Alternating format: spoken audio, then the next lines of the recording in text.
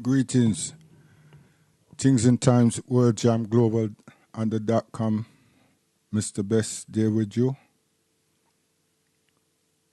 We must send salutations, honor, and respect to management team, engineer technicians, and fellow presenters of the World Jam Global.com.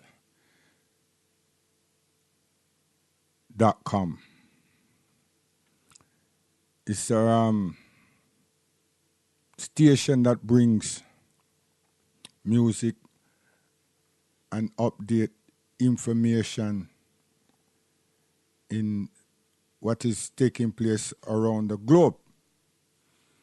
But things and times we there upon the diaspora in terms of England and what me see as a pathway of developing an infrastructure in this country for our children. So I've been looking at social science, and we also have been looking at and developing a room called the Solution Room. So it's to bring about some significant change in our perceptions and our concepts. And in the most important part of it is to be responsive. Because the conversations has been long, 70 plus years. The development, we're still waiting for it. And because some of us make the conversations, we think that it is being perceived that there's so much interest. Yeah, interest in common letters. And undoubtedly, everyone is interested. No matter if the situation just arises on them doorstep this moment in time and then become conscious of where they're at. But there's some form of interest about themselves. But the collective is where we are falling short and building bridges that's unnecessary. And also deviating from that which is important to me, important to us, and following someone else's transcript, their agendas, to justify that we understand the functionality of Britain, of England, of London. So we play social politics. And that is to help us get somewhere, which it does not. The social politics, the Brexit politics, the Labour, the Conservative politics, has not got us anywhere. And I'm not saying that we shouldn't find individuals, or if there are individuals who have political aspirations, not to back them or support them and hope that they do not change once they achieve being a local councillor or MP. Because it comes with a lot of prestigious trinkets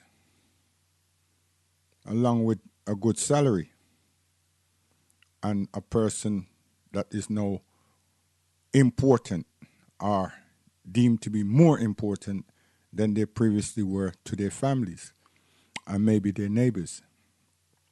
Whatever how it goes, we would require such people.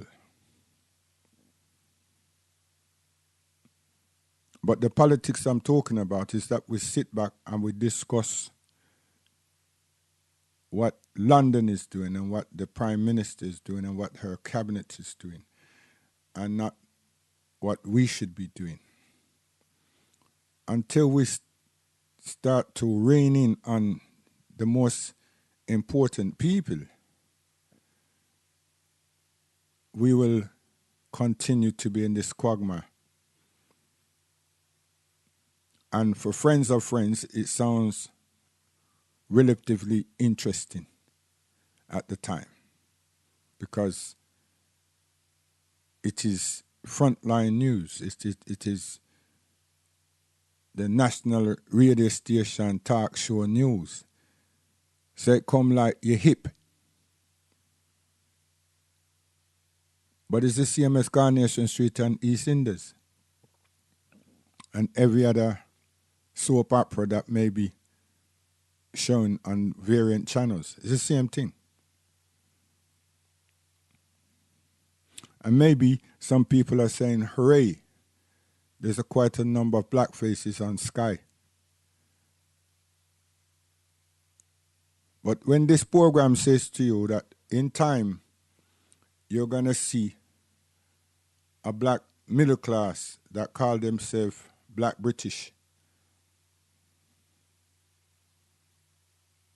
and they'll be feeling more British, and they will resent, as many do now, resent one calling themselves or associating them with Africa. So you see how far behind I'm showing that we are at. Because that plays into the hands of those who are made to feel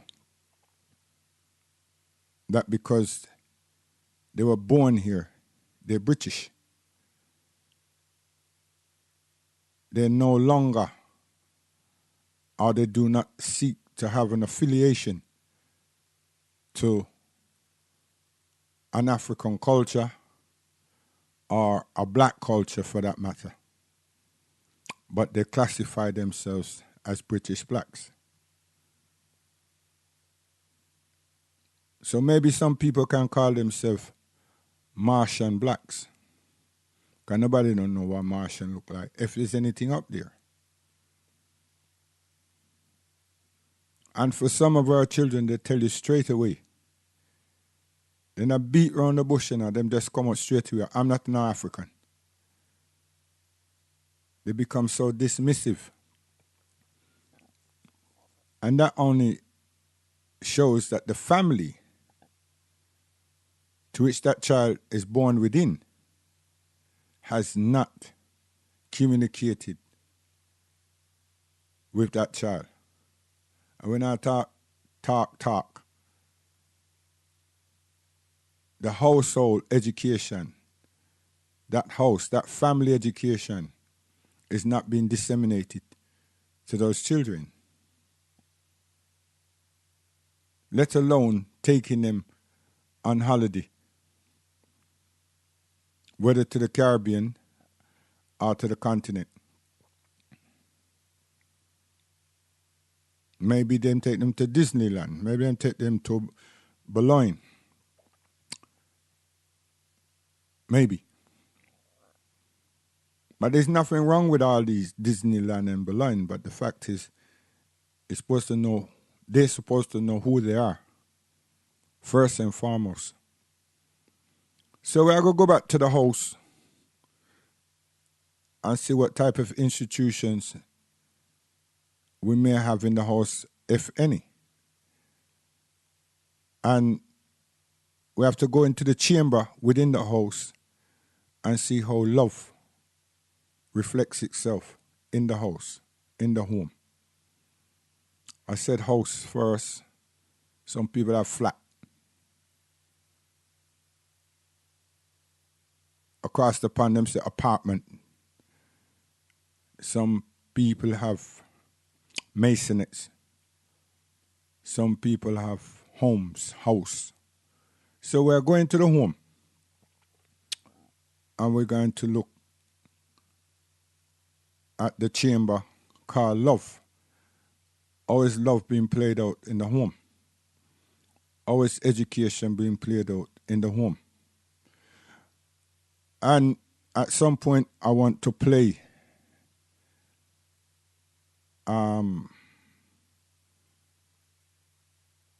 slavery, Africa before slavery, or Africa before the Europeans. And I'm going to try to cut it up into 3 segments. I'm going to drop piece today, piece on Friday, and piece next Tuesday. And God willing, my brethren and sisters will come in and share what they have understood from it. And interestingly, those who do pass on the messages and those who do listen, you will now find out something about this Arab deviation. This Arab deviation. And not deviation from Islam, you know.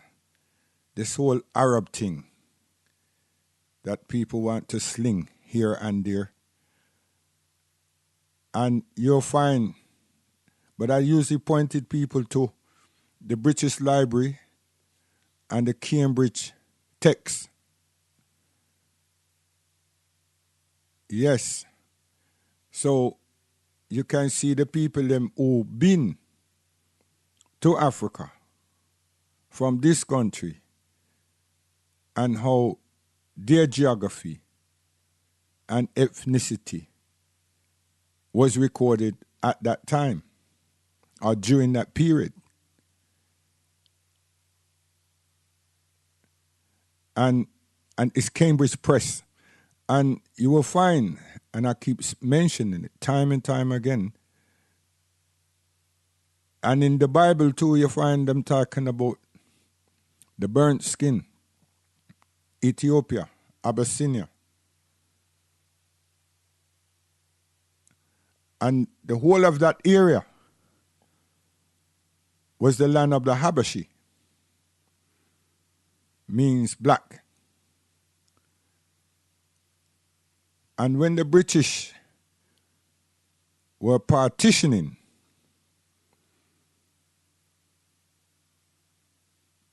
them look upon the people them where Akhenaten come from and call them Arabs.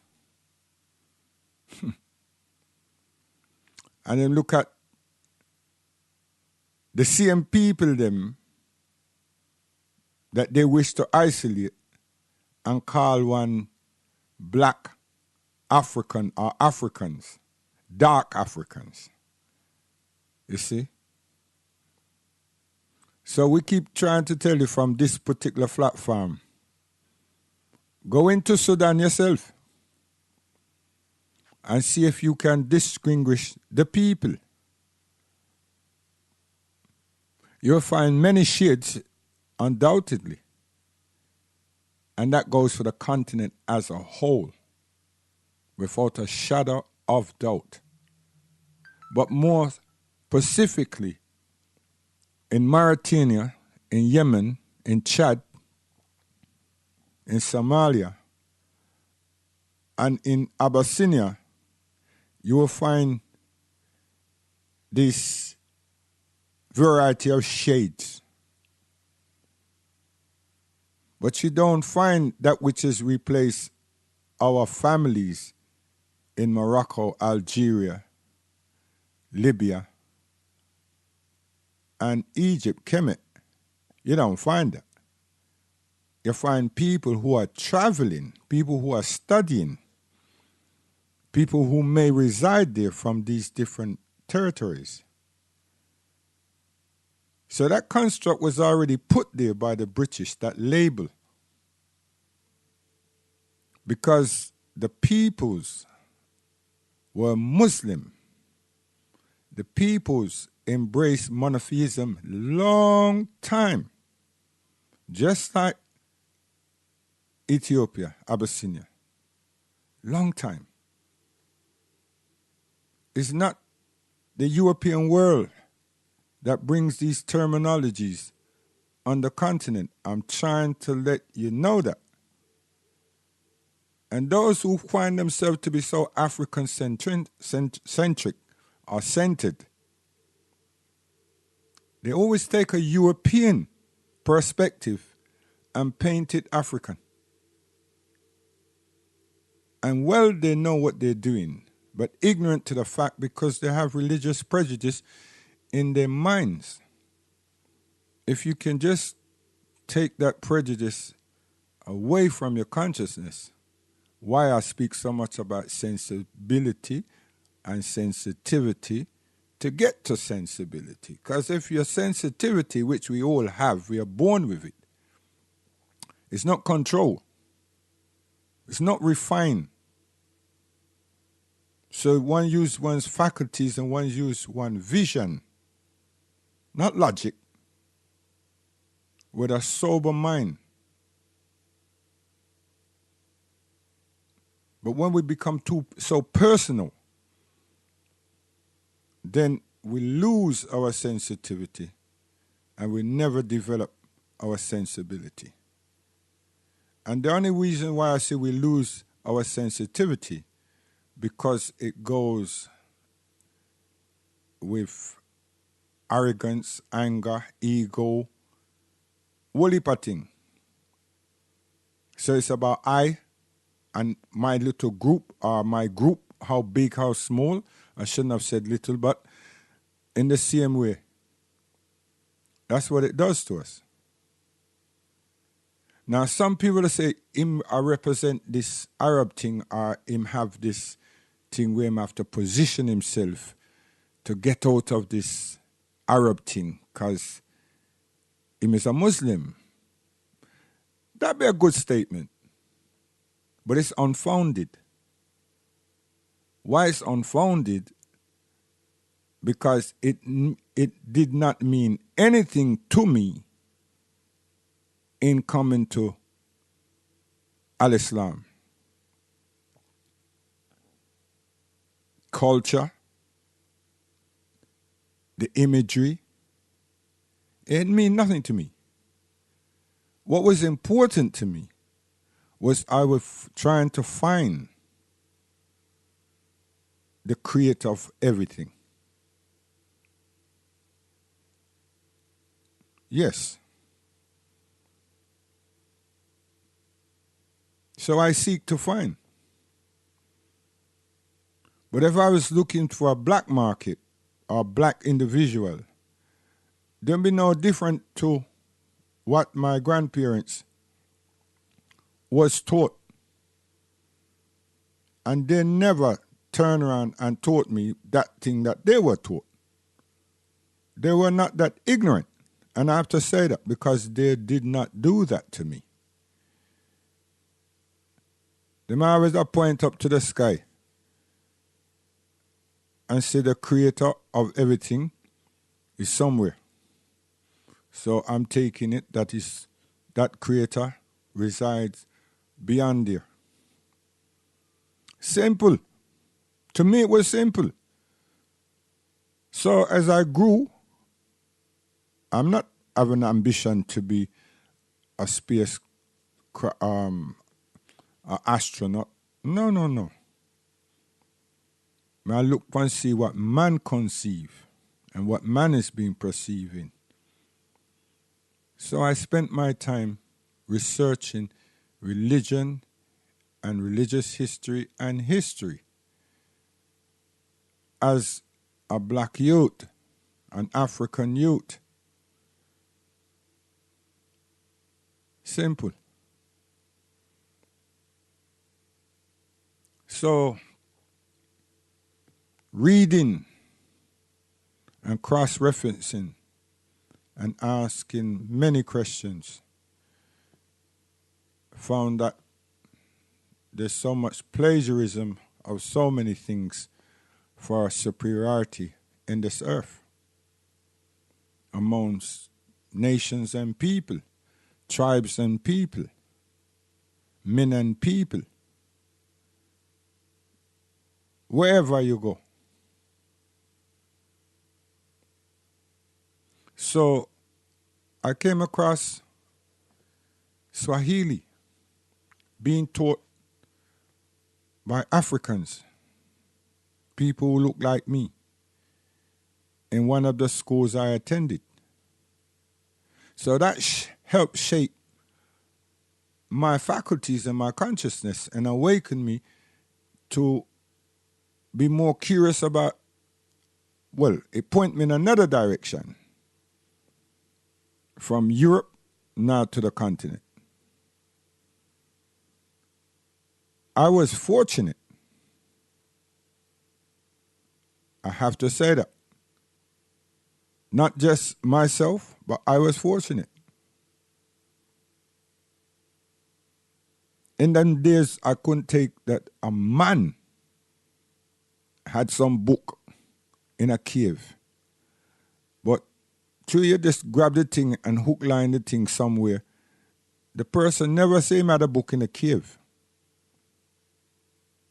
But somehow I said, well, him get a book in a cave. And in England, William Caxton just developed this thing called the printing press. So there's where I base my argument and say, chat, not chat, some rubbish, you know. But I'm still learning. You see, I never run away. The only thing that I didn't do is pursue learning the language for that teacher were teaching many of us Swahili.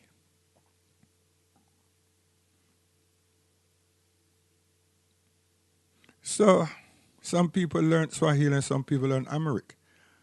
But that's my years. So coming to Al Islam, I came to Al Islam African. And I came to Al Islam as a free soul, not following many people. And at the same time, I knew well of the Nation of Islam, Fard Muhammad and Elijah Muhammad. Oh yes. Not yesterday. Yesteryears.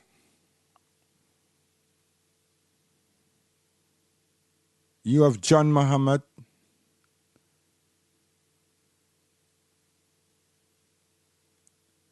Yes. And two others of Elijah Muhammad's sons who are fluent in Arabic. So I'm saying that for those critics to think that, no, I mean, I justify Arabians, I justify Arabs. We need to know that Africa, the continent, have a variety of ethnic origins, species of peoples. We need to understand that. You can't just grab something and call it yours and disconnect yourself from the rest and you want to be an African. It's vast. And I have many tribes. Many. In Sudan, everywhere there are many. In Sudan, there's variant amount of tribes. Ethiopia, woo, so many. I see four people of Ethiopia at the moment. Try trod the land and see. You'll get dizzy. You will get dizzy. I can vouch for that. It's a vast land. And numerous amount of peoples. And you have some people, enough people, many, many, many tribes that do not have a care for what we are living in called modern time. They might live here, they might live in the year, but they don't relate to this modern time that we're in. But them can communicate, but they do not have a lust or desire for our trinkets. They don't. That'd be astonishing for millions of us to know that about our families on the continent. So the whole history of Africa, the understanding, the genealogy,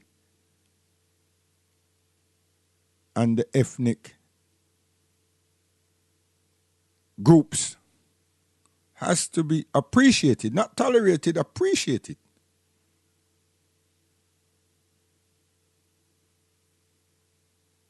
And those who continue to want to criticize Islam by saying the Arabs enslaved, you're speaking of your own people. And the second thing is the knowledge of those people. What do you want to do with it? You want to disconnect yourself from that knowledge. But when it's the knowledge of those same people that make the European kick us in our faces in the first place, because if you just take time out, all of us, and study 850 years of Islam, al-Islam in Spain, 850 years of Europe in the dark, and the Renaissance came with al-Islam and the Muslims and our brothers and sisters called the Moors, another name for black but the Habashis. Which way do you want it? You want the brightness, the prestigiousness, and you wrap it up and say, yes, this is us. And where we're not so shiny, you want to turn it white. Or you just ignore it. Which way? We have done our own share of injustice to the Creator. Not to mankind. Not to mankind. We've done that injustice to ourselves and the Creator. The European manipulated and misused us. Manipulated and misused us. And they continue to do the same. For the experience that they've got, or they receive, or they tried out in Spain during the time of their most darkness. Now study that. Dark Europe and the Renaissance. For yourselves. Not the consciousness groups. Read what the Europeans have written about themselves. And you also read what they're saying about us that saved them. That's why Elijah Muhammad says that they're the devils. For they were in a bad condition. And here comes these Africans. Redeem them, straighten them up, clean them up, gave them life again and a reason to live.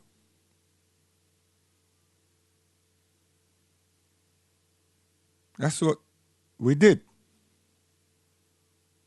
Along with all the coral roads that you see and the street lightings that you see and the irrigation system that you see and the waterways that you see and the reservoir that they used to have in abundance. I don't know where them gone now. In America, them talk about the reservoir these in Texas. And because they have so few, the major ones have overflooded. Now they're worried because the rain hasn't ceased. What may happen and could happen if this particular reservoir do not contain the amount of water that's already there and what could arrive much soon. Why am I saying all of this? These are science and technologies that our brothers and sisters implemented, applied in Europe. Also on the continent, but in Europe.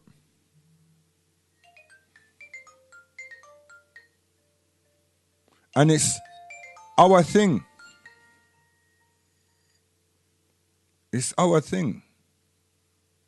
But the source is given in Al-Quran. The source. Not that we weren't studious, but the source, that which is the creator of this universe. The same manual that you would love to have when you buy whatever gadget, car, whatever you buy. You want the manual from the producers of the material, object, tabulator, computer, whatever. You know why I leave the shop without that? And now the shop will tell you go online. And if your contract with the phone is online, go to the help service and the whole manual will come up and show you how to. But there's a manual no matter what you do. And that's man doing his thing. That's us doing our thing. Kemet, we made some errors.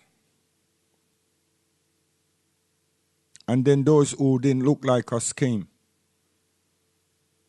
and did damage beyond damage.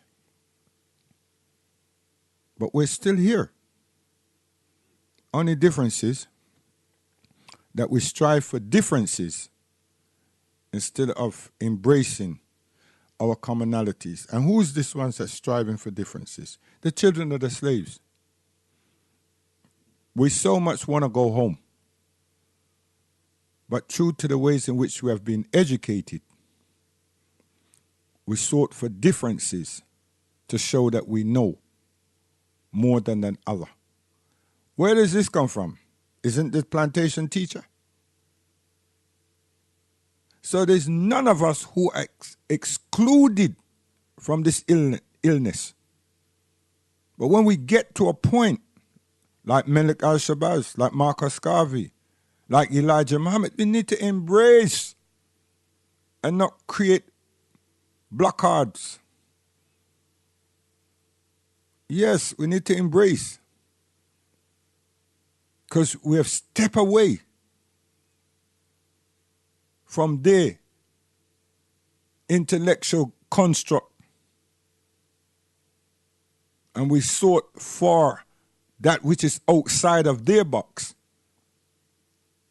And go deep into our own reservoir. And the deepest part of that reservoir is on the continent, among those people. But we don't want to isolate and segregate ourselves based on tribalism and religious isms. Yes, Al-Islam belongs to the continent. We are not going to agree, but we will deal with that. We can suppress that and keep that to ourselves. and still work to bring about the change that we all need. That's the beauty of the Muslims that is here and are coming. So me I try showing us that you want to embrace we now. Don't try kick we to no curb. Because we not stand for that. You have to. It's compulsory that you embrace we, because we are trying reconnect with self. Many of us have made mistakes. And the mistake we made is that we embrace Al-Islam and divorce much parts of our culture. And we are see say that that is not good. Hence why me there. I do. I try something. Now we have intellectual platforms. We're not shy from nothing. And we don't want to be no punk cook, turncoat and these things. Nah. We're not into the roast breadfruit. We're not into none of that. But we know one thing that we're strong on. We have our faith and our belief, and we're not changed from that. And we love our women, we love our mothers, and we're not changing from that. And we don't want no one to say, yeah, them did it because they want 4 wives. We can't even take care of ourselves. So we're not lost after 4 wives. You understand? Because it just doesn't come with responsibility, you know. It's not 4 women living under the same roof. They have to be, if you never have 2, they have to be different places, and one can't outshine the other. So the man, him have a serious problem if him lost for another woman. And we have to say lost. If him have some desire for another woman outside of what Allah subhanahu wa ta'ala has awarded us to, because here how it go. If there's a time of war and there's so much men died and them left widows and everything, so you have someone to take care of the woman. We're not talking about sexual relationship. We're talking about maintaining and taking care of that individual and their families. Okay, so that's one side of that. And then we have the surplus that could naturally be there without any wars and this type of thing. And then you have the definite thing where one did not lower his gaze too much, but his wife cannot give birth and so forth, and he wants children, and she agrees, and here goes another wife. If she disagrees, then that situation doesn't work. You understand? And the other one is, well, he wants Fatima, and he asks him first wife, and his first wife says yes, then it's all right. If she says no, then it's not all right. And some man go to that point whereby him decide to divorce the first wife because he want this other one. And all of these things is good, but it has to be done with honor, respect, and dignity. So there are conditions. The media don't tell you about them conditions. I've just scraped through them without giving the real ingredients because we know them. We know them. We are not lost people about England and America and them things. We had some of them there, Brixton and Labrador Grove. I have 3 names and sign on with 1, 2. And then married 2 sisters under all 3. We had those. And Allah turned some of them inside or upside down, and the community dispelled many of them. And them changed their ways for a human being. So it's not Islamic life that we want to live because it's about 4 women. No. Far from that. So we'll drop that to show you, say, don't think so that we're not educated in this. And we not look nobody's money. We not look no Arab money, no Middle Eastern man money, no Islewell money to be somebody. No. We're all right. We could do better because we don't have a mosque, but we're okay. And that's a good thing that we don't have one, because there's not a lot of us in any one community or any one area to sanctify that factor. So every mosque is our mosque. And every mosque we can congregate and discuss and have lectures and everything. So anybody who try to tell them a different, they don't know what they're speaking of. That's what they would like, some isolation, separation thing. No, that don't go on. We do what we want to do. It's just that we can't have dance. And mass is not for dance. You understand? A mass is not for dance. A mass is for cleansing and bringing one to his spiritual height and learning about Allah subhanahu wa ta'ala and his Rasul. Simple. You understand? And meeting our brothers and sisters in a harmonious, loving environment and exchanging all the pleasantries sincerely. You don't even think about going home. We are at home.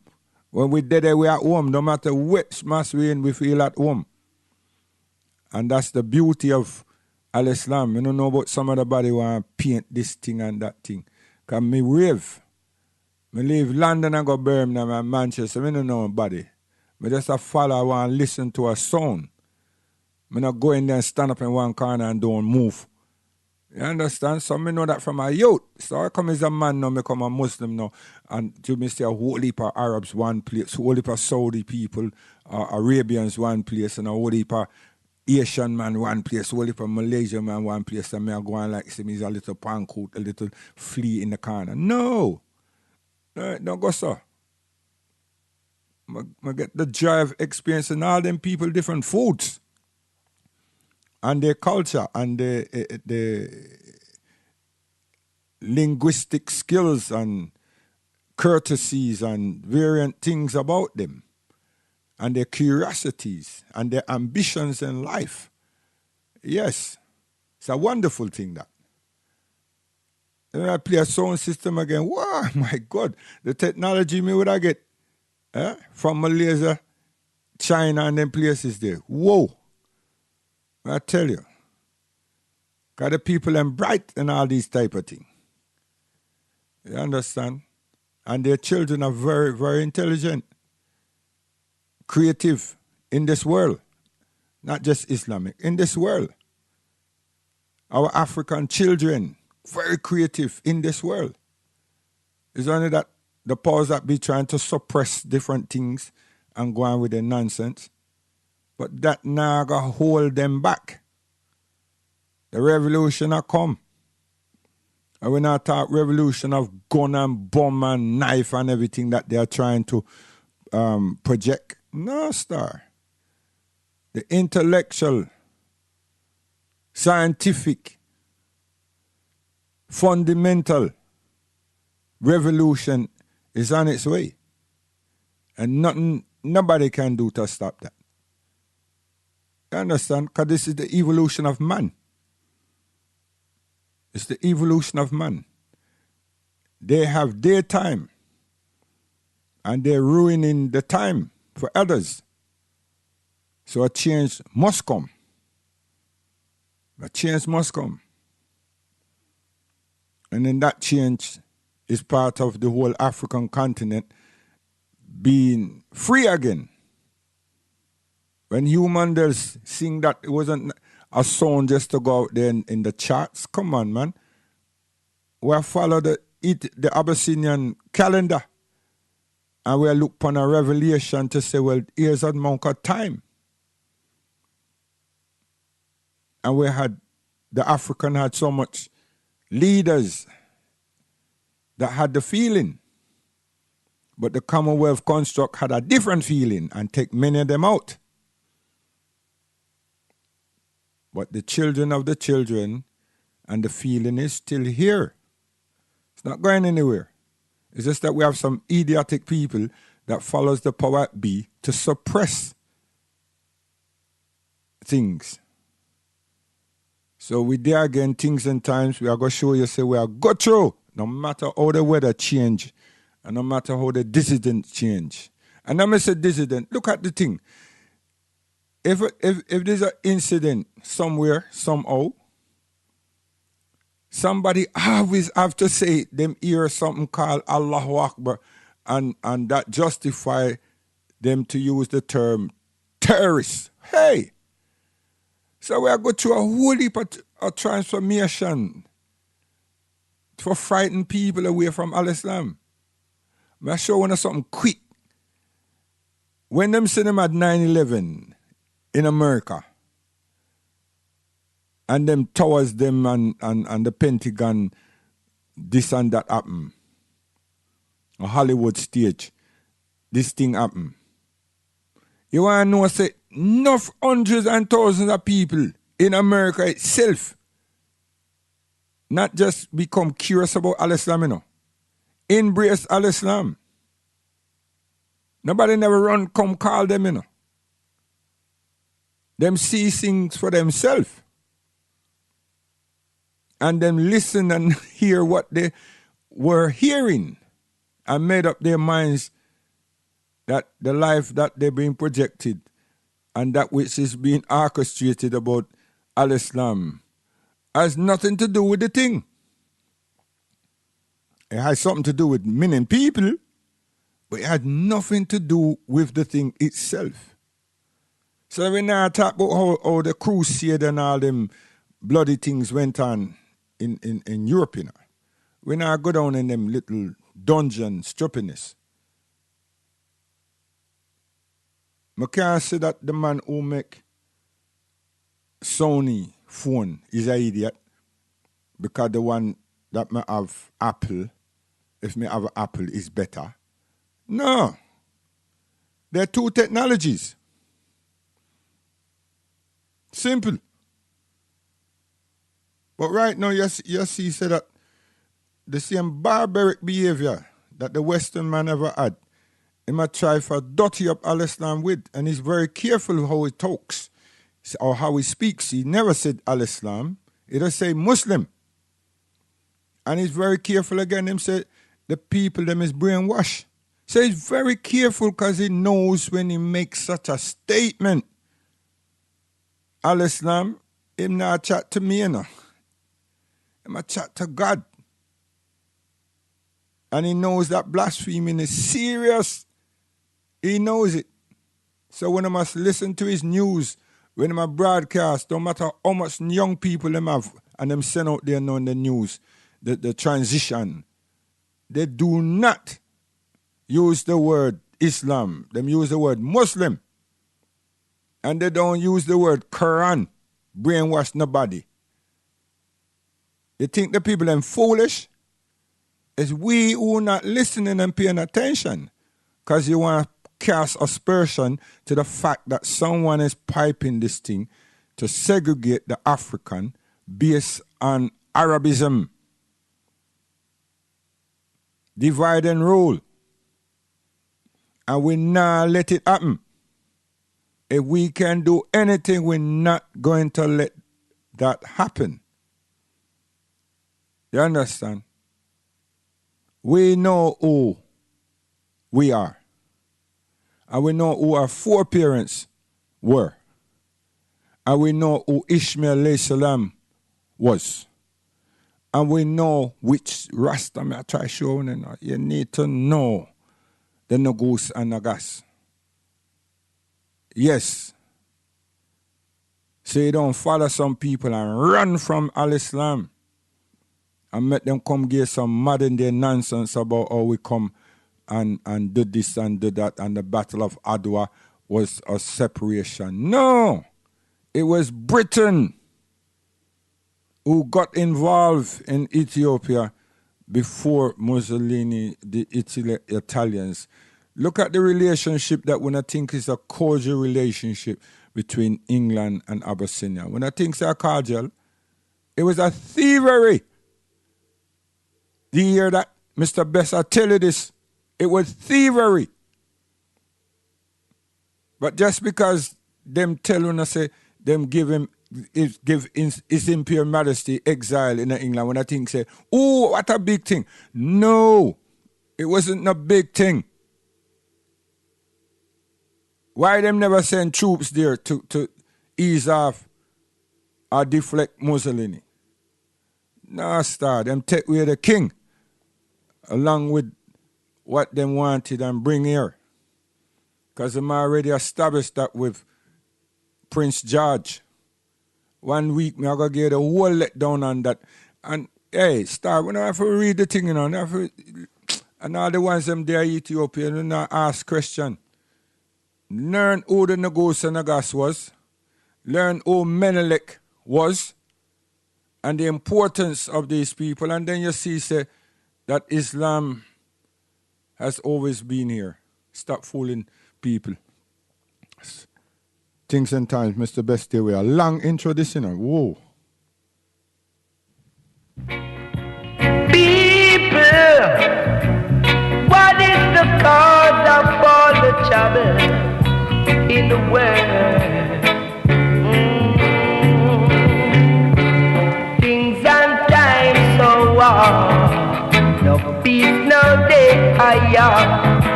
The vengeance of Jaja, it must be on the land.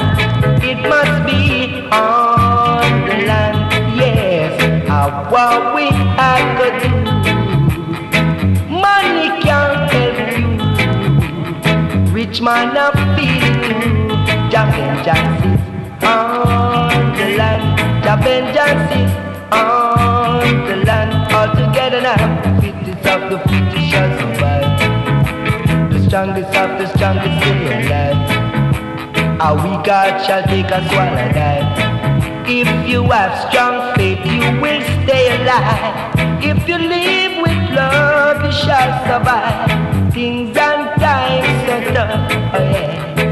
Dirty gets so tough. We never get enough.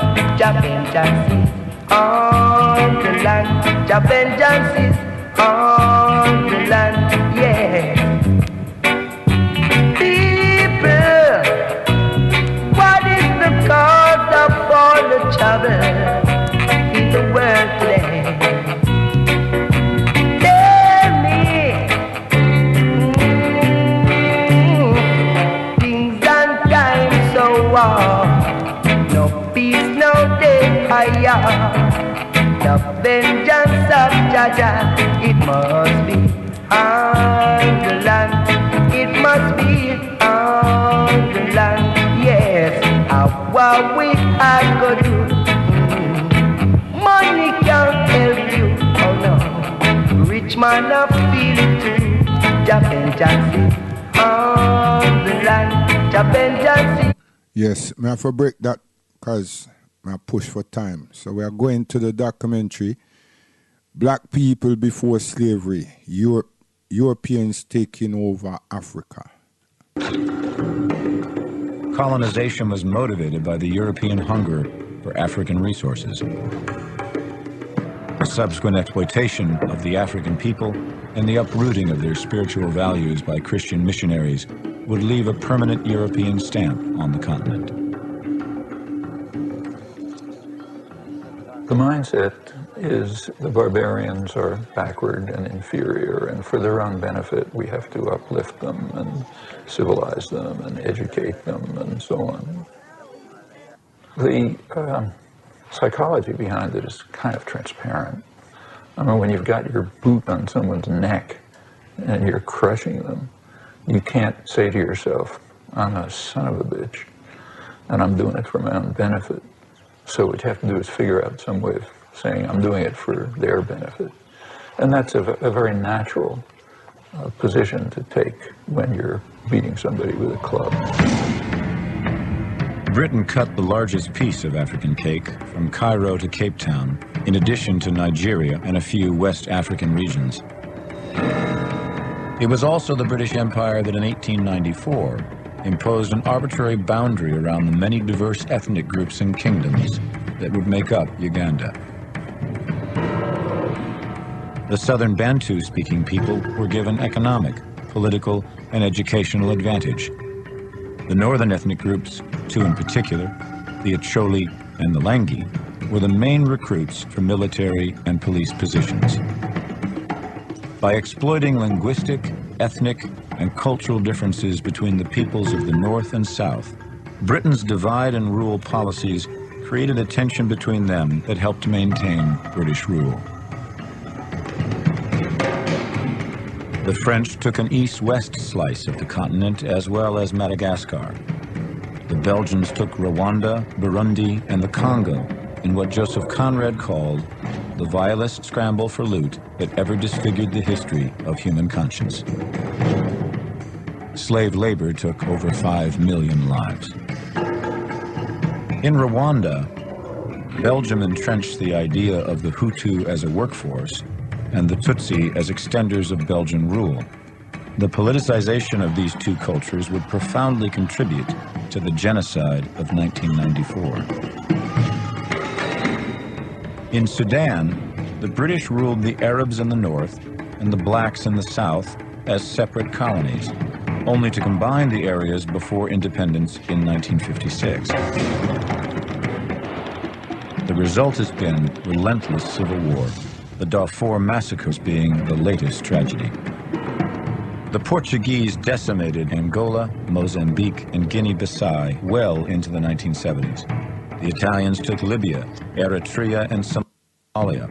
The Germans added Cameroon and Tanzania and committed the first genocide of the 20th century against the Herero people.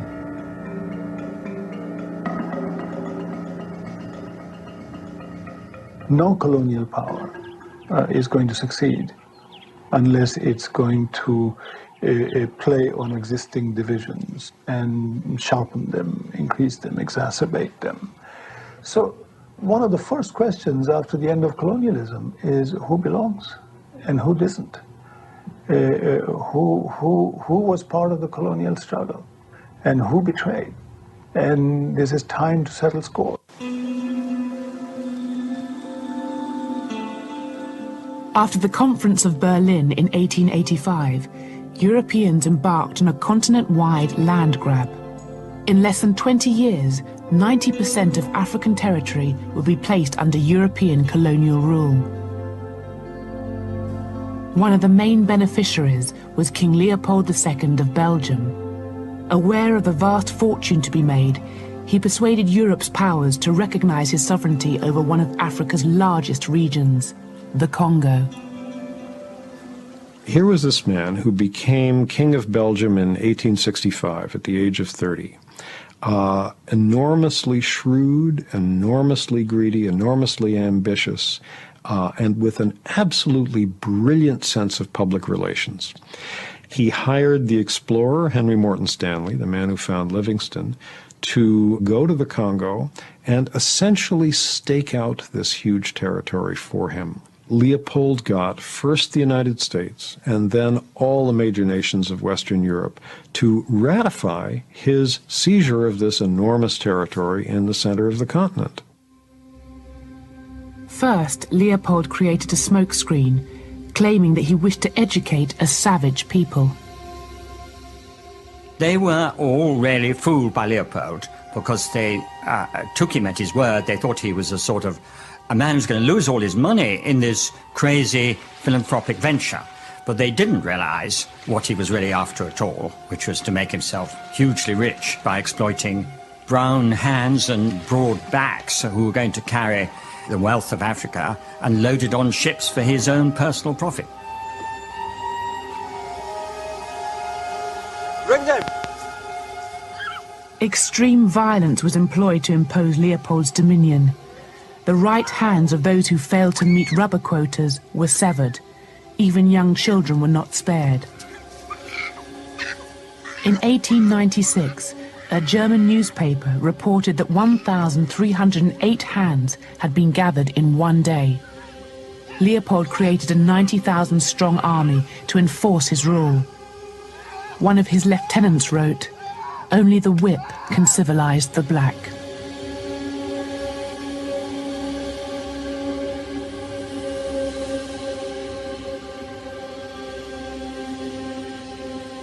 They would go into village after village.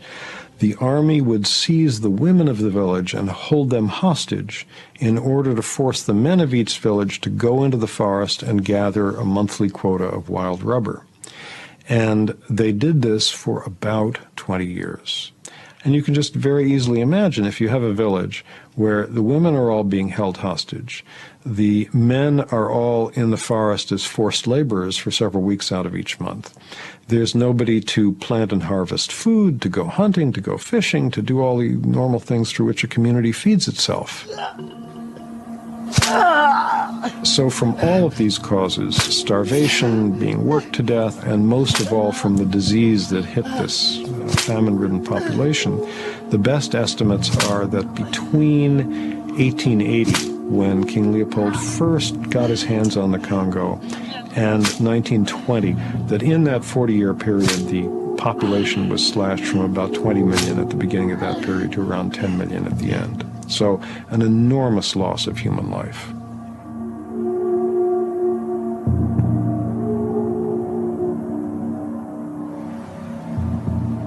Huge building projects throughout Belgium were funded by Leopold's wealth to celebrate his reign. Leopold built himself a palace, now called the Museum of Central Africa, to display his spoils. For historian Bambi Koipins, whose father is Congolese, the building embodies the myths created to justify Belgian rule in the Congo. The central hall gives you the idea of what the museum is supposed to be about. You have the central dome through which the light falls on the heart of darkness underneath, you can say. Simultaneously, the dome also presents the sky, God, and then in the central hall, underneath that representation of Leopold II, are statues of Congolese. So what you really see were the hierarchical relationships that structured the relations between the colonized and the colonizers. As a human being, I'm obviously shocked by that, because it is very clear that Africans, the way that this museum was originally set up and the way that most of the exhibitions still work, are really dehumanized because they were seen and represented as savages who really needed the help of outsiders, i.e. Europeans, to transform them into fully civilized human beings. From the late 19th century onwards, human zoos exhibiting Africans in their primitive state became popular around Europe. One of the first was housed in the grounds of Leopold's museum. The Africans were put on display so people could go and see them in very much the same way that they could look at, say, caged animals in a zoo, and their reactions were also very similar. There were notices saying that people were not allowed to throw peanuts at the Africans because that was what they did. This museum is also, in a very real sense, the only monument to Belgian colonial history left in this country. So if we dismantle the museum, there is a very great danger that we also eradicate the public memory of that colonial heritage. And once that happens, of course, one paves the way for all these people who say, well, it was not as bad as that, was it? And Leopold II really did do a great deal of good. Yes. We are interrupt that because we have to give it in segments true to things and times what we are trying to do here. Now, the Belgians and the African Holocaust is horrific. That's just a segment, and that's just Belgium, King Leopold. And you hear them say, oh, them chop off their hands. But when you read the Quran now, you say, yeah, the same thing them Muslim people do. See? So these people at Sowers and different places now, them are link them things together and everybody run with hot cock and with everything and then put the blame out there.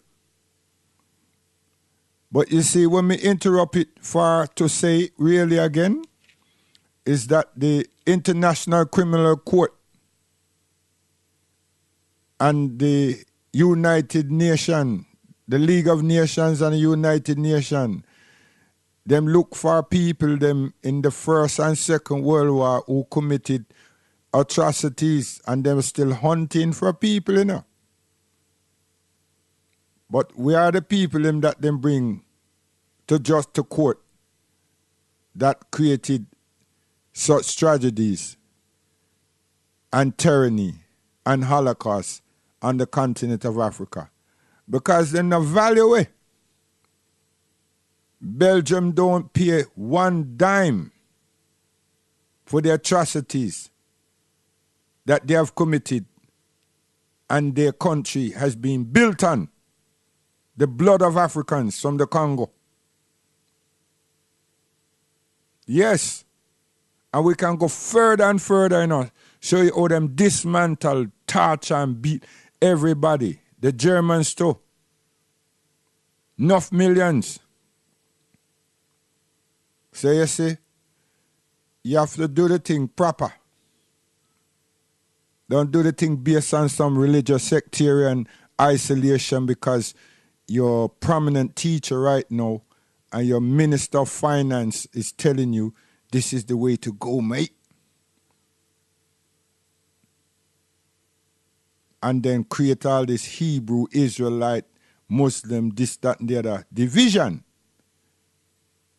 And all we want is to build an infrastructure in this country, to have some supermarket, to have some institution, health center, health clinics, and bank. And then get ourselves on the liberation road to the continent. Because we have good exchange, good development. Right now we just have hot here. And that's why it's easy for them to take our children out when they feel like and show us who's in charge. Because them take English and turn it into gibberish and somebody were not paying attention and didn't do what they were told, so them get shot. Another one didn't do as they was told, so we had to, and they attacked us, so it was grievously body harm based on the, and then we are paying money for the cemetery lease. And the language that we think we understood called English doesn't work. And more bellies are being burnt whole and bun and balling taking place.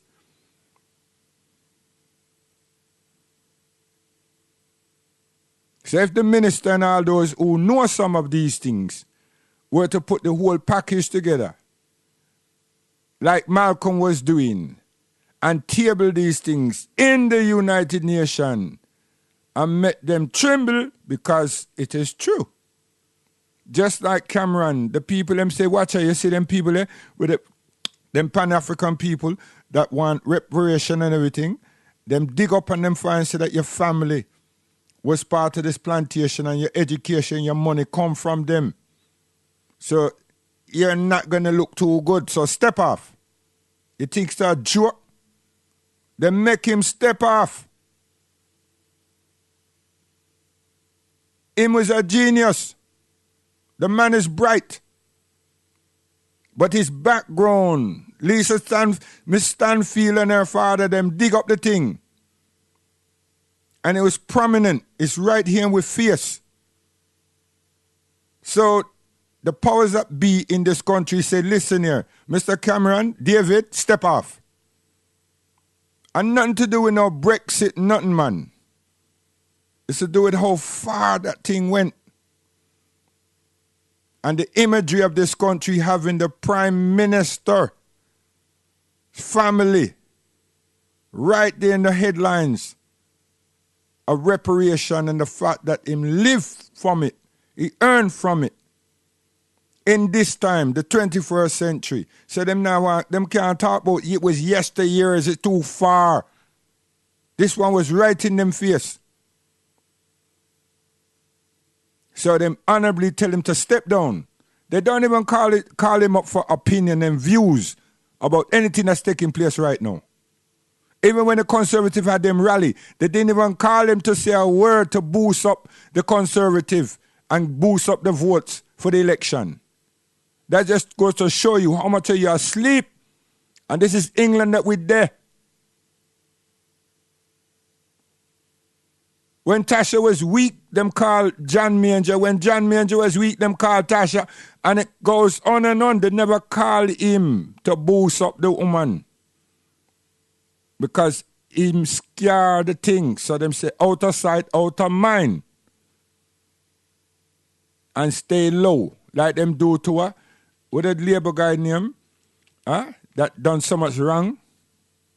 Tell so much lie. And even though he's not Prime Minister, him can't speak the truth. You understand? So, it's these things we have to look at, and look at them carefully. You take Bishop Tutu, take South Africa, and make the people them to a laughing stock. Why is these people withdrawing to the Hague? Him say reconciliation committee. And all the decadence and all the badness that happened in apartheid and all the people that got killed through the apartheid regime. No one is ever come to book for none of their crimes. At all. And they still haven't given up nothing that they've taken. Because what? His ambition was to be a modern day black pope. And he became an apologist. And the conditions of South Africa is still the same. No matter how people want to dress it up, it's still the same. There's some window shopping about the children them try to go to school and people that make noise about how them hair look and everything. Hey, listen here, man. The thing greater than that. The colors have positions. The black have nothing.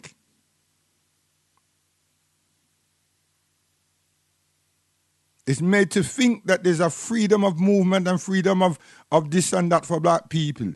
Nothing of the kind. So, these Europeans, Britain, France, Germany, Italy, the Portuguese, none of them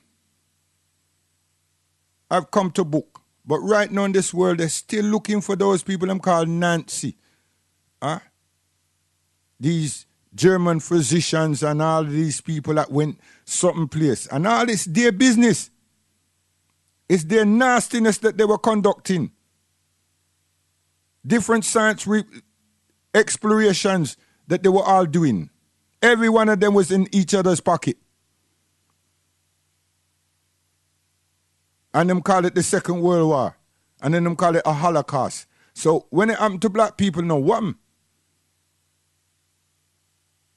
This man just do more than 10 million. And Hitler, the Germans do so much in Namibia. Experiments again. And the whole legacy of Africa is still there.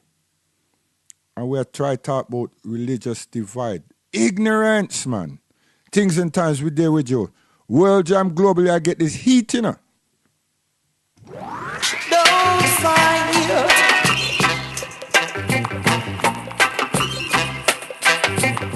I will praise thee, O Jah, with all my heart. I will ever praise thee continually. It was the same say to ask why do the heathen rage and the people imagine vain things. It was the same false kings that set themselves and the false rulers to counsel together against His Imperial Majesty Emperor Haile Selassie I. Said he in his times appointed your reign on earth is now. Jah came to break down pressure and to set I and I the captive free. To drive away transgressors and to rule equality. Equal rights and justice stands for I and I all. To know that all those that love His Satan kingdom must fall.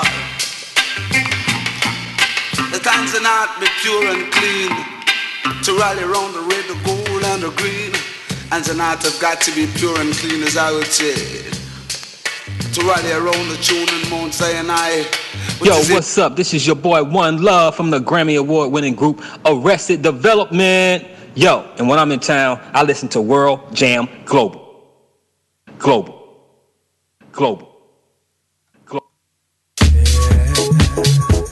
Imperial Lounge presents a night called on Saturday, 2nd of September, and every first Saturday of the month. To be held at Imperial Lounge, 2 to 14 High Street, Margate, Seafront, Kent, CT9 180. Host DJs on the night, Derek Patterson, and from World Jam Global Radio, DJ Matt, playing the best in future grooves, Northern Soul, Motown, R&B, new grooves, jazz, and much, much more. Admission free all night. Doors open 8 p.m. till late. Come early, half-price cocktails on sale between 8 and 10 p.m. Empire Soul at Imperial Lounge Margate, CT9 180. Empire Soul, Empire Soul, Empire Soul, Empire Soul.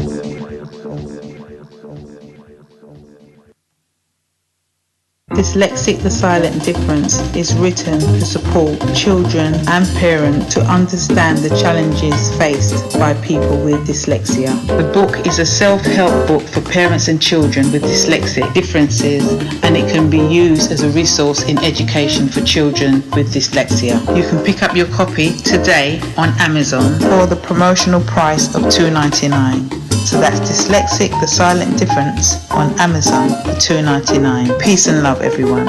Sandra signing. Sandra signing. Sandra signing. Sandra signing. Dyslexic the Silent. Dyslexic the Silent. Difference. The Silent. Difference. The Silent. Difference. The Silent. Difference. The Silent. Difference. It's estimated that on average, a woman is assaulted 35 times before calling police. When they do, it can be one person's word against another. If you know that someone is suffering, pass information anonymously to the independent charity Crime Stoppers. It may help a prosecution. Call 0800 555 111 or go to crimestoppers-uk.org. Domestic violence is a crime. Put a stop to it with Crime Stoppers.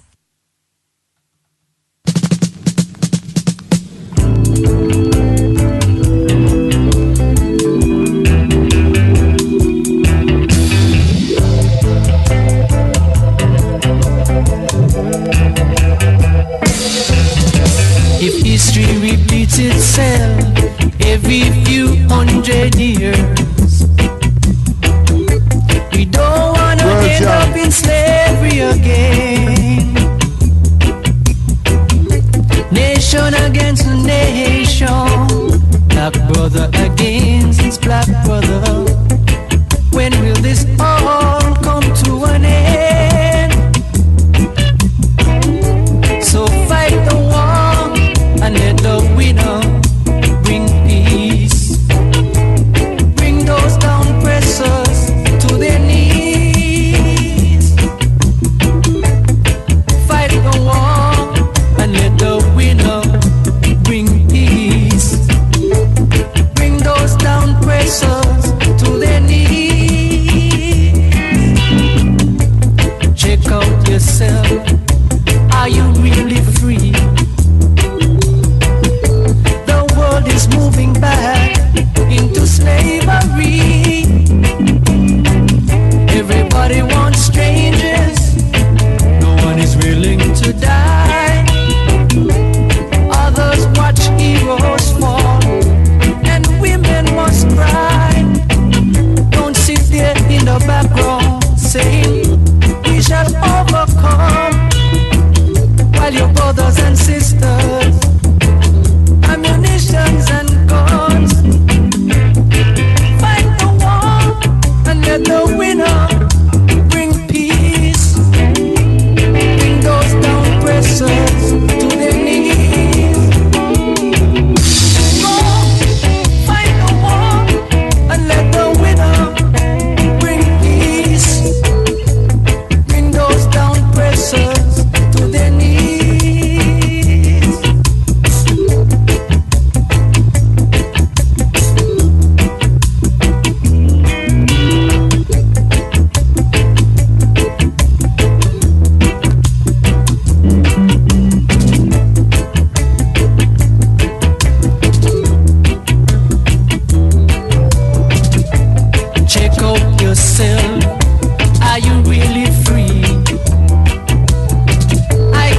this world moving back into slavery.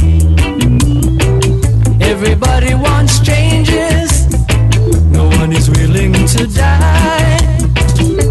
Others just watching heroes fall, and women must cry. Don't sit in the background saying we shall overcome, while your brothers and sisters using ammunitions and guns. Go fight the war and let the winner bring peace. World Jam Global, bring those down pressers to their knees. Conscious vibes. Go we not do nothing but fight straight. the war and let the winner Straight cut. bring peace. Bring those down pressers to their knees.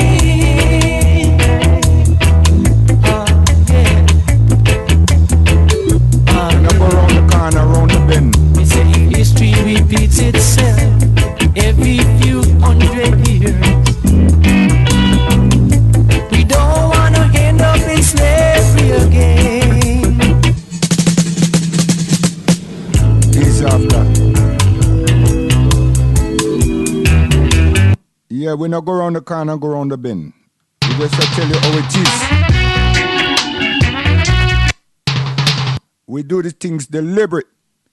Going round the corner and go round the bend and still go straight and cut the thing. It's educating the people them. Proper. But when you take smart Alec moves and go round the corner and create a bend, a lie you're going with, you just promote yourself and you not really help the people and get the people the energy that they require to stand up. Because we did it all before. We did it through the music before. And we will do it again. Babylon turn around and tell you, say, Bob Marley. I never hear nobody say, it's His Imperial Majesty. It was His Imperial Majesty's speeches through the voice and the instruments of the Wailers. Now take nothing away from Babylon.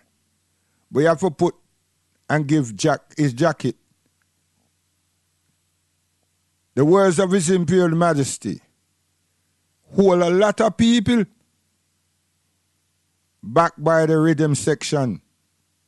It hold a lot of people. Now what we do? We are divorce the words.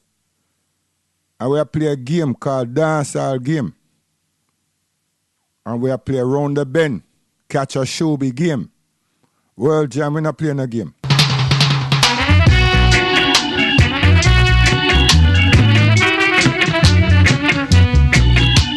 African brothers, listen. Remember in Egypt, we were in bondage. Pharaoh let us go. Father were workers, sending some place. Free us all, don't you know? Join us. Don't fight against us. And we not fight against nobody but Babylon. Where them black or where them white. Where it's Arabian or not. While we were traveling, we all got so hungry, all were not angry. Father in my life, living above, guiding us all with food. Lead us, wanna lead us to the promised land. Lead us, all the people of the Babylon.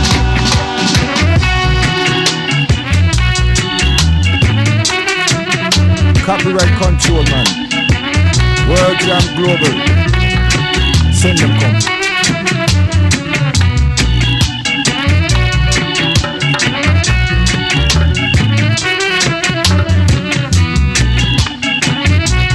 African brothers.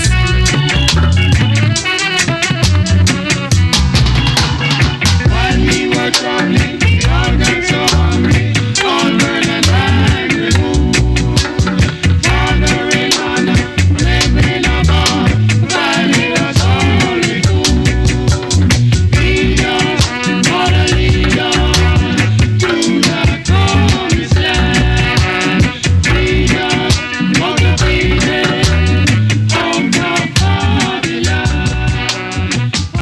we not forget Frankie Dancehall, Paul. I mean, I said that because yesterday I'm going with things. So listen, we not forget him. Oh. Oh, yeah. Oh, yeah. Oh, yeah. What I need, right in the should be. Yeah, all right. What I need, what I think the should be. Bring your girl, let she know you can do around the world. Drink your juice. This music is sweet for your dancing feet.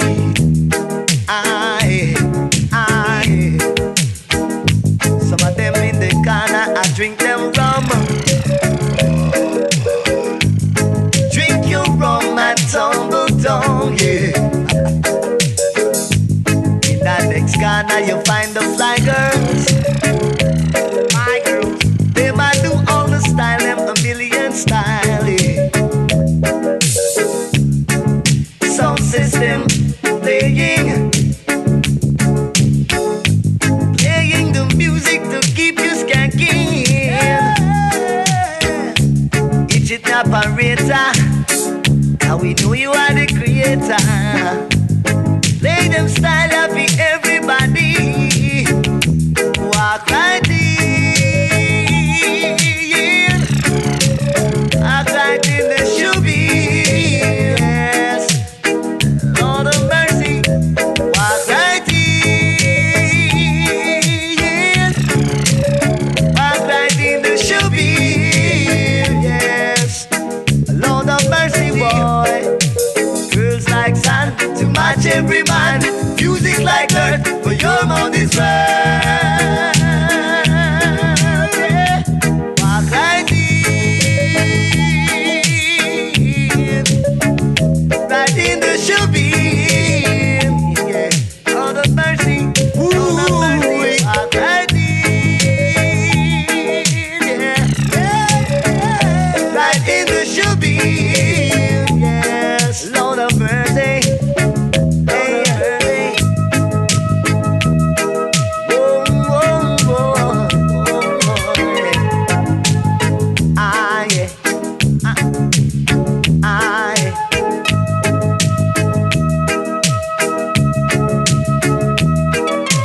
Girls like sun to match every man. Music like earth for your mouth is right. Yeah, yeah. Walk right in. Right in Unseen blessing from every side. That's how we know that the love abide. Well, now divine protection far and wide. World Jah Global, you have the vibes. Yeah. Celestial bless and protect. You don't know. A World Jah Global Radio for the best in music. Mikey Journal say, Mikey Journal say, Mikey Journal say. You're not forgetting Frankie. Baby, I like you. Yesterday you had your things, eh? Hey, boy. Yeah.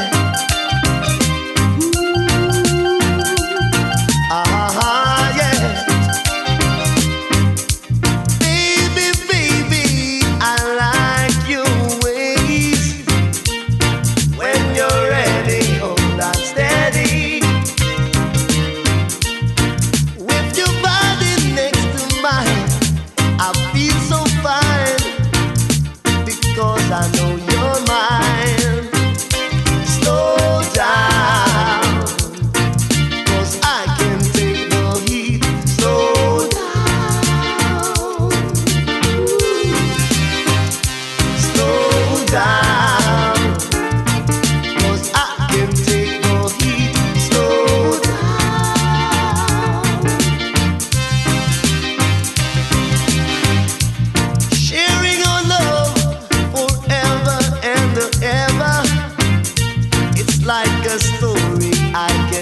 pleasure. With you lying here by my side, this love I cannot hide. Slow down, 'cause I can take no heat. Slow down, slow down, 'cause I can take no heat. Slow down, oh yeah, yeah,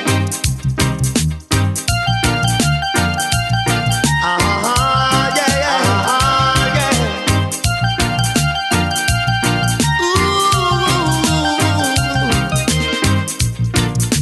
And now I must draw the line, 'cause this is the right time. Forever and ever, girl, you will be mine. Sharing the love I can find. Slow down, 'cause I can take no heat. Slow down,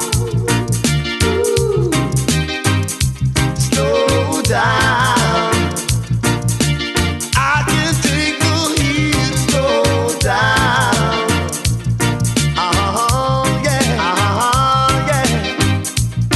Baby, baby, I like your ways. When you're ready, hold on steady, yeah, yeah.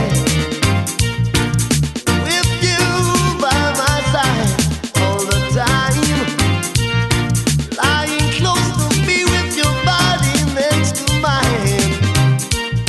Girl, I feel so fine. Slow down, 'cause I can take no heat. Slow down, slow down, I can take no heat. Slow down, oh yeah. Yes, Frankie Crucial Paul. So we are say, now we are go back to the home, the community. So we ask the question to ourselves, who are we accountable for? To? What does accountability mean if we don't know who we are accountable for or accountable to? So the question should be those, and the answer should be we are accountable to us, the people, the African family. And we need to prove ourselves to be credible, because accountability comes with responsibility. It's one of a kind, one of a nature, but except a dutiful individual or set of people that are not just not using words because they can. Are they able to? Back to the thought of theory and no application. So in England here now, we're being pushed to the point where we need to be accountable to ourselves for the situation with our children. Who is taking responsibility? Who is accountable? And to whom? Serious questions. The home should be a safe institution, safe environment, a safe haven, a safe place, a loving place. Love that is concerned with the goodness and the unselfishness and loyalty that has been exemplified by me, a parent, by me, a father, by the lady, the woman, a mother. whether we are together or not, we're supposed to and should accept a responsibility to exemplify that loving care and consideration and concern for that child. And me, the man, if I am not there with this woman, I should assist, to try and assist her, that institution called home is established in such a way that I know that my child, through Jennifer or Michelle or whatever her name is a protectorate place, is a safe place. I'm going to show you the flip side of the foolishness that we do. That we do. And yet still we want truth. And we like to learn, or like to say, one should speak the truth and speak it forever, for it is what it is. And he who do the wrong will do the wrong thing still. Them kind of DJ lyrics, we come up with, and some of us come up with our parents, dropping them Jeremy rhymes, and add much more to them. So here you know, speaking the truth, even if it's against yourself, or even if it's against your family, it's a principle that is being taught, that worth being taught, or have been taught by the Prophet of Islam. But it's an African proverb also. A person tells a child to say that I'm not at home. Maybe the door was knocked, or maybe it was a telephone call. And we tell our children to say things like that I'm not at home. But hear what the child do. The child answers the door of the phone and says, Mommy or Daddy says that they're not at home. Because that's what you told the child to say, that you're not at home.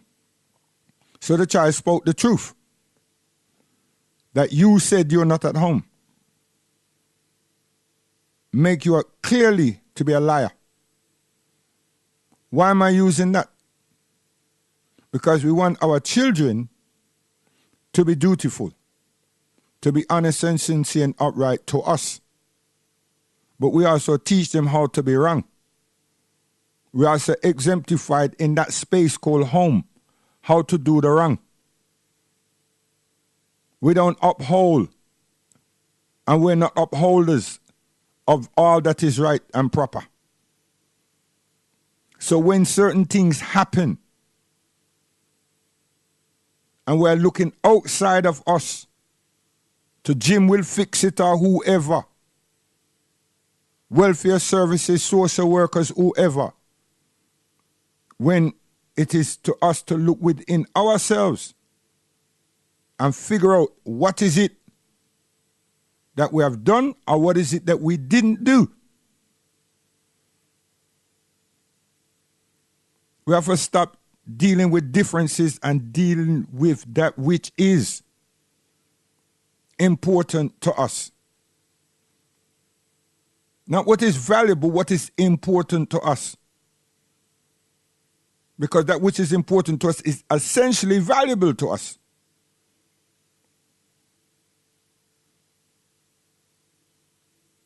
So we need to be accountable for our actions. We need to be responsible for our accountability.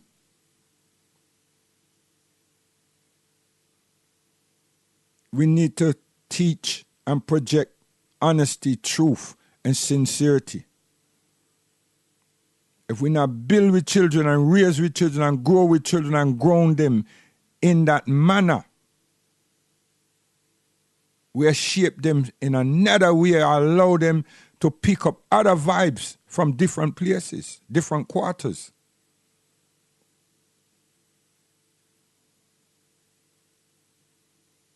We have to try and remember, they're our children first. We shouldn't sit back and say, boy, we can't stand with them 24 hours a day and you see them people in the school and race always someone else. It's always someone else. Now there's somebody else and there's some other things is because we didn't take care or we weren't supported in a lot of areas.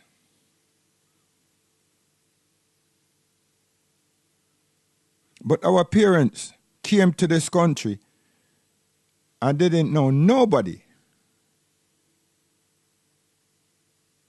They learned how to communicate with the people them, but they didn't know anyone. Plus the place was damn cool, so the adjustments was enormous. So we just use that to this time.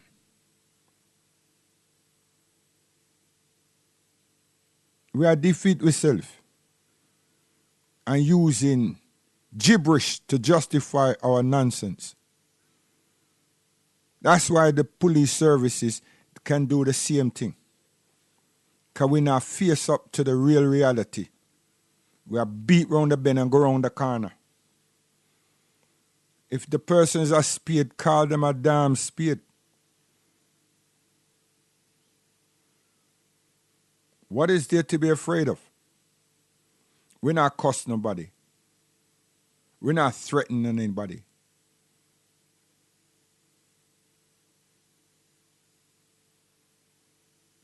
That's the thing. If we was just only threatening ourselves to be damn well right lazy and not doing that which is required as human beings and as parents, our conditional circumstances would have changed long time. But we still have some uphill struggles. We would have still have some uphill struggles regardless. But legally, we're nowhere near where we should be. Economically, we're nowhere near where we should have been. Structurally, we're nowhere near at all. We don't have a supermarket. We just have some shop, them open and do a barber shop, maybe some nail and varnish, because them people are doing them thing for what? The wetty and all these different things that are going on in the dancehall arena. And the sex tie clothes. Those clothings we come and find in this country. People wear them thing about the West End of England. Soho. Them thing was never our thing. Was never. We were never attracted to those type of get-ups. Now them are called the dancehall gizmo. Once come and buy them out here. And ones who kind of skillful will spend them time recreating and creating more explicit type of clothing. It's not our thing. It's not. So how did we get like that? Because we're not involved with ourselves. We're too busy dealing with differences and illogical and irrational things. So a person will grab a mic in one dance session and say 2, 3 words, 1 sentence, get stoned or get battle, or she. Maybe she will get 2 sentences and then the man get 1 sentence and them get battle. And the sistering, because she's female, she'll probably get 2 or 3 sentences in before them try to throw out. And it's England me a chat about.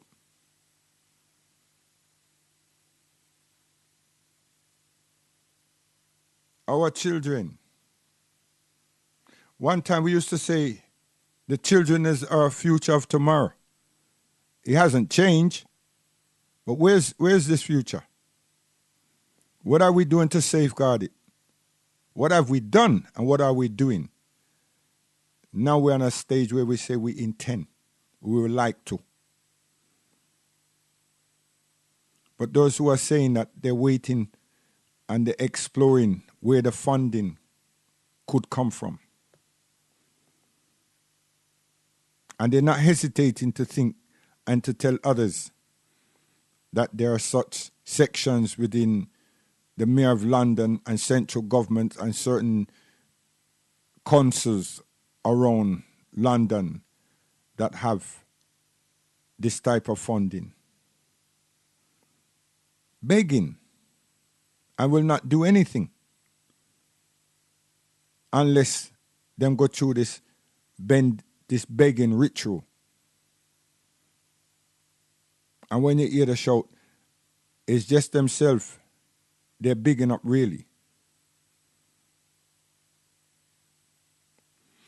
Community centers for every other community in this country is based, it is done for educational purposes or educational events and recreational events. And the recreational events is basically their culture, ethics, and principles. Whether it's religious duties, whether it's mother tongue, whether it's exhibitions,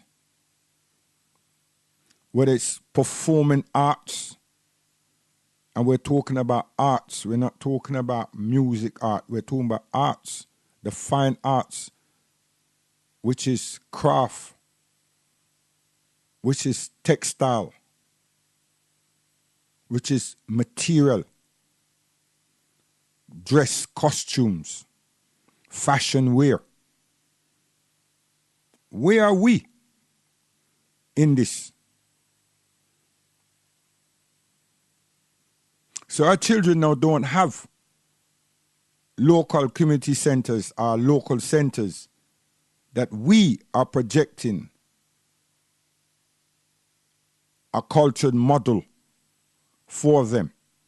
So they too can be proud of their families and of themselves and of Africa. So they can see the richness of Africa through the eyes of their family, of their families, their extended families. It's not available. So again, we have to give thanks and give blessings to all the ones who are participating and continue to support and run supplementary education classes, whether they're using the Methodist Church Hall or wherever.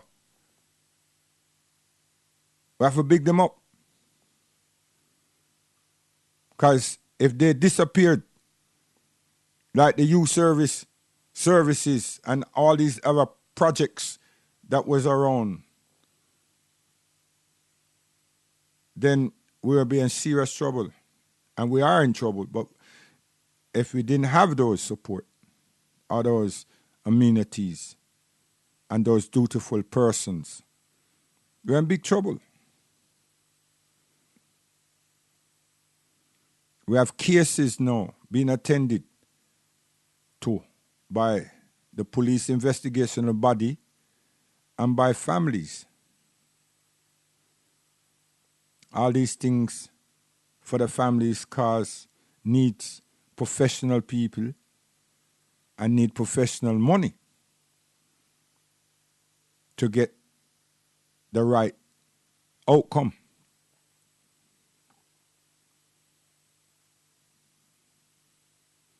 So we go from issues to issues to issues and still will not have one of our main priorities sorted after. And 2017 is closing. The fandangle of the bank holiday is finished. Our youngsters, our young people, our children will be returning to school and college. And some will be attending university. Very good. And we'll be in a new year. So then we need to reflect on this year.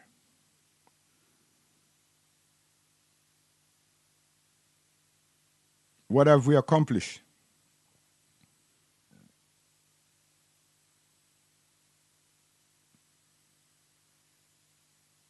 And I am still at the door of the Commonwealth and the ambassadors, still awaiting their support. At least step up and give some of those families that the judicial system is doing their investigations. But our support and our intervention would always be required. And we would love to think that they're offering that support so we get justice.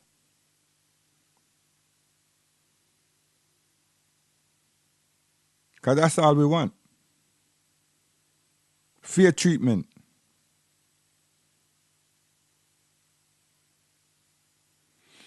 So that families can turn around and say to themselves, you know what, we need to tidy up ourselves a little bit more. Tighten we built, put another notch and we built. Estranged fathers will come out of wherever they are residing and accept and take full responsibility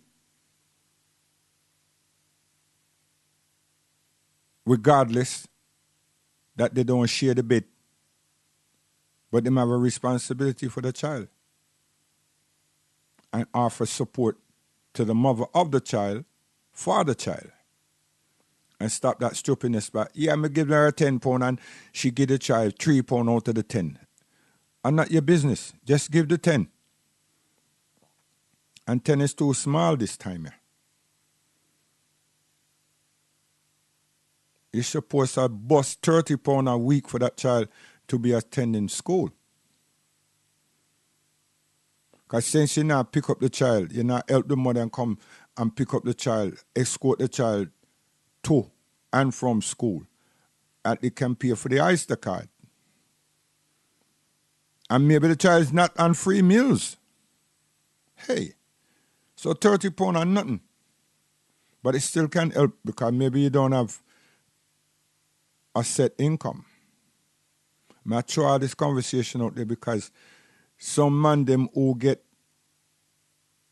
income support prefer go step into a bookmaker, Paddy Power and all these different bookmakers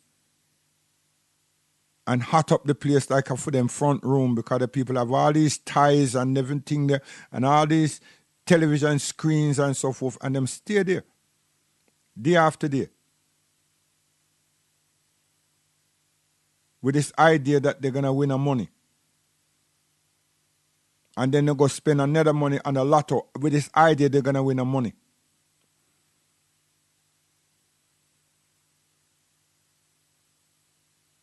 And now come school time, they now have no money to give to their children them son or daughter to go buy a new uniform. They have none. But they do. They don't want to give up any. Their occupation is to hot up them spots there. We have that. And then we have the other one, just like me, that have money. Have a set income, but have a bad mind. Don't want to share.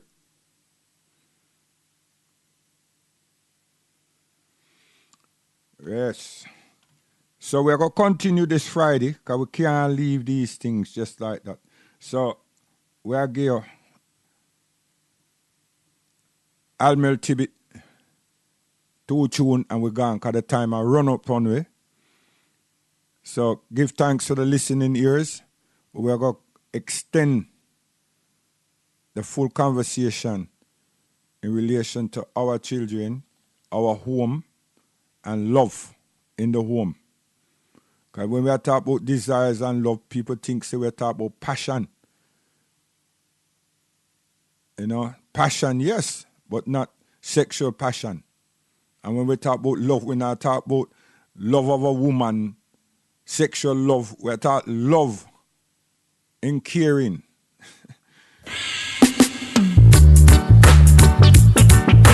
Shoop, shoop, shoop, it a dub dub. Shoop, shoop, shoop, it a dub dub. Yo, you see Friday now, we have a thing called Eid, the Muslim. Yeah. Right? Brothers and sisters, them is in Hajj. Time out again, you know. See how we think work? And then we have our Eid celebration on Friday. Families and people, men and people, them coming together. See if the news they are talking about terrorists. We are going to be there terrorizing them with our festivity and our unification as a people. Shoop, shoop, shoop, it a dub dub. Shoop, shoop, shoop, it a dub dub. Every day I get up is the same to see the fuss and the fighting continually. I don't know where I would want to be, but down here is not a place for me, because too much brutalized to me structure, and I'm afraid of the iniquity worker. Some of them think they can make the rain fall, but Jaja go and lick them with a lightning ball. Much lightning when I make it on the road, but the Jaja have everything under control. Every day you get up is the same to see the fuss and the fighting continually. I don't know where I would want to be, but down here is not a place for me. I have to keep my eyes open. In this time anything can happen, but who you think is your friend can be your worst enemy. Come with them crosses of misery. Oh, we whoa, shoop, shoop, shoop, it a dub dub. Shoop, shoop, shoop, it a dub dub.